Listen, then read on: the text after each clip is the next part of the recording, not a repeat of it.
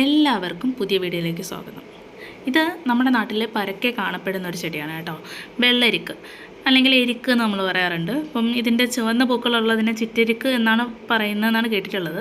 ഞാൻ ആ പൂക്കൾ കണ്ടിട്ടില്ല. ഇത് കോമൺ ആയിട്ട് ഈ ഒരു വെള്ള കളറിലുള്ള അല്ലെങ്കിൽ ഒരു ചെറിയ നീല കളർന്ന ഈ ചെടികളാണ് ഞാൻ കണ്ടിട്ടുള്ളത്. ഈ പൂക്കളോട് കൂടിയ ചെടിയാണ് കണ്ടിട്ടുള്ളത്. ഹിന്ദു മതപരമായി നോക്കുവാണെങ്കിൽ എരിക്കിൻ പൂക്കൾ സാധാരണയായിട്ട് നമ്മൾ മഹാദേവന് മാല ചാർത്താനായിട്ടാണ് ഉപയോഗിക്കാറ്.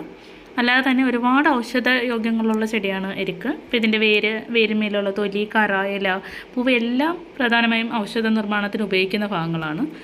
ത്വക്ക് രോഗങ്ങൾക്ക്, ഛർദി അല്ലെങ്കിൽ രുചിയില്ലായ്മ അങ്ങനെയുള്ള അസുഖങ്ങൾക്കൊക്കെ നമ്മൾ എരിക്ക് കൂടുതലായിട്ട് ഉപയോഗിച്ച് വരുന്നുണ്ട്. ഇതിൻ്റെ പ്രൊപ്പഗേഷൻ എന്ന് പറയുന്നത് നമുക്ക് കമ്പ് കട്ട് ചെയ്ത് പ്രൊപ്പഗേറ്റ് ചെയ്യാം, പുതിയ ചെടി ഉണ്ടാക്കാം. അല്ലാതെ ഇത് വിത്ത് പൊട്ടി ചെടി നമുക്ക് കിട്ടും. കാരണം നമ്മൾ പുറത്തൊക്കെ നോക്കിയാൽ മതി, പറമ്പുകളിൽ ഒരുപാട് ചെടികളുണ്ടാവും. അപ്പോൾ ഇവിടെ ഇത് ആദ്യമായിട്ട് പൂക്കുന്നതാണ്. അപ്പം ഇതിൽ വിത്തൊന്നും വന്നിട്ടില്ല.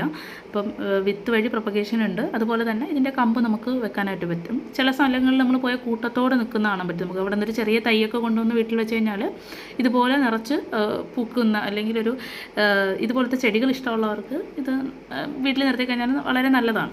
നിങ്ങളുടെ വീട്ടിലും ഈ ചെടി ഉണ്ടെന്നുണ്ടെങ്കിൽ നിങ്ങൾ ഉറപ്പായിട്ട് കമൻറ്റ് ചെയ്യണം കേട്ടോ. നിങ്ങൾക്ക് അറിയാവുന്ന കാര്യങ്ങളും ഷെയർ ചെയ്യണം. അപ്പം എന്തായാലും നമുക്ക് അടുത്ത വീഡിയോയിൽ കാണാം. അതുവരേക്കും tata, bye bye, see U.